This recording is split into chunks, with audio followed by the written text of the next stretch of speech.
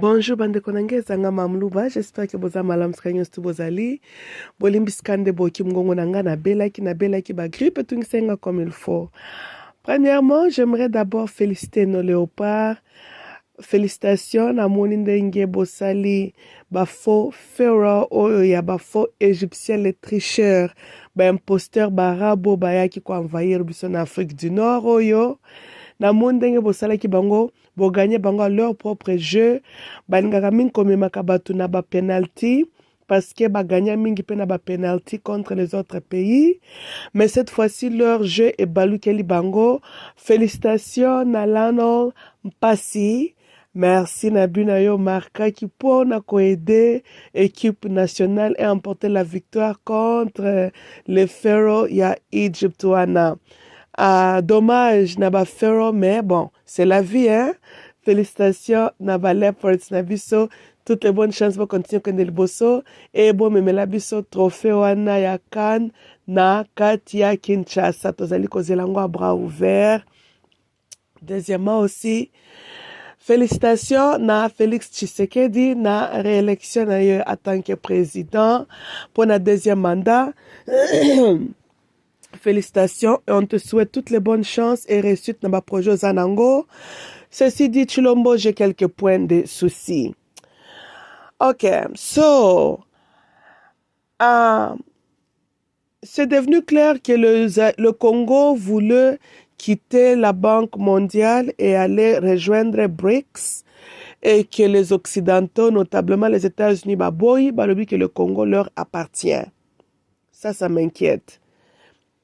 Deuxième point, Tomonaki, le représentant des États-Unis, je pense que secrétaire d'État ou ambassadeur, I think one of them, a sali moi tourner dans les pays africains, Ivory Coast, Nigeria et puis à Kendaki na Angola.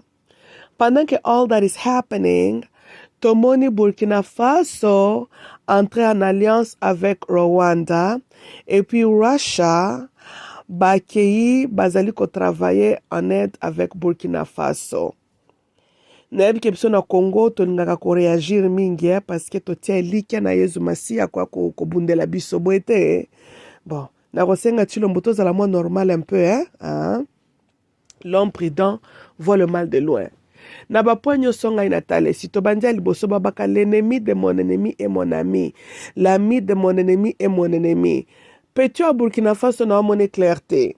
Nazalaki ko supporter ye tangu ye pas zalaki contre ba français. L'ennemi de mon ennemi est mon ami. Mais là, à koma ami ya benemi na biso Rwanda, yango tokomi ko benge petit Abraham Traoré, to mone clair petit. Position na ye vis-à-vis na DRC ezo banate. Na yepso ki makila egangi parce que batuti wana bauta peka bakote kunati bakote kuna ba Malia ba Burkina Faso bande kona bango tsiki tozongi na histoire kala boite faut to fungola miso total à leur alliance là très bien parce que Rwanda devenait de plus en plus isolated, ce qui était très bien parce que Rwanda ezo jouer ja hypocrisie et gangi victime mais bango moko pe ba victimize ba Congolais mingi avec le support bien sûr ya ba occidentaux wana. So Rwanda se retrouve que politique nezo symbolise soute ba koma iko koma isolated mbango ba ke ko sala alliance avec Burkina Faso te bibi sinyo que Rwanda a approché kamutu toujours na maele mabe toujours. That's just their nature.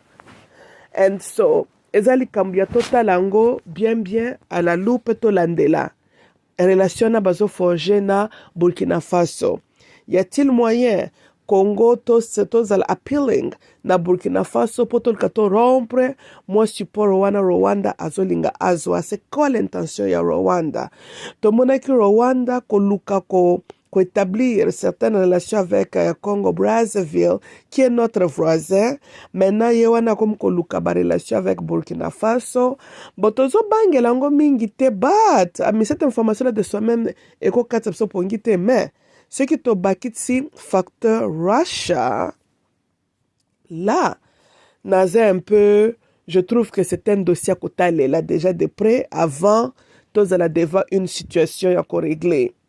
Ba américain peut pas jouer à sale jeu, ba koki ko permettre que Russia a fournir les armes na Burkina Faso, in turn Burkina Faso à côté que la paix Rwanda minduki po ba ko la guerre na kati ya DRC poto baluka tozala na besoin ba soit disant ba américain na ba français ba ko sala biso ce genre de jeu en train de créer un besoin, en train de créer des circonstances pour ba bimaloko la héros na biso hein. So ndena lobi keza dossier ko là bien avant. Deuxième point, qui est États-Unis et les Occidentaux pour la Congo, c'est que DRC peut faire ou ne pas faire. Tozoaka indépendance, tozoaka indépendance te. Yango makamtolo bark, on dirait que mais tozalaka indépendante. Je pense que Félix Tshilombo, parmi Babiloko, il faut la primordiale pour yo, il faut tout ça la vraiment démarche ya koluka la vraie indépendance ya DRC. Parce que nazali ko comprendre yango te que ce qui DRC lingi sa décision qui est appropriée pour elle, que tolingi to kende na biso ko rejoindre BRICS, que les États-Unis, la France, baloba DRC net, vous nous appartenez. Na contrat nini. Point mususu.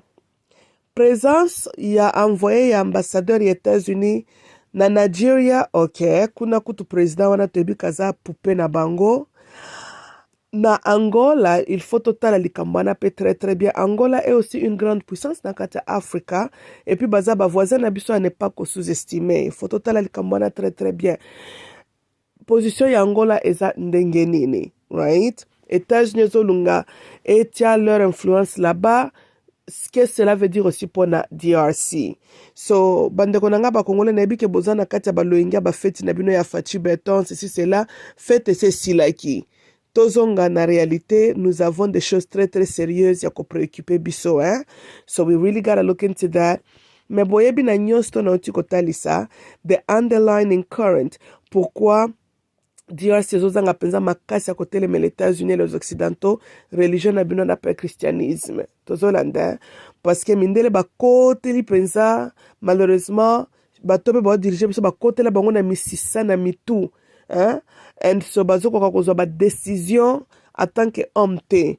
Mais Tshilombo, on te donne la chance, l'opportunité zala mobali à prendre les décisions où ils ont le meilleur intérêt à DRC.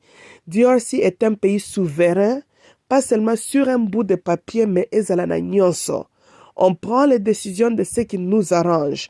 Ils ont intérêt à DRC, non pas tous à genoux, selon ce qui n'arrange pas les États-Unis ou bien ce qui arrange les États-Unis et la France. Pour biso peut imposer bango avis na bisote. Boete, ok bandeko nangai, pona lelo mamulu basiki siwana. À la prochaine fois, love you all, bye bye.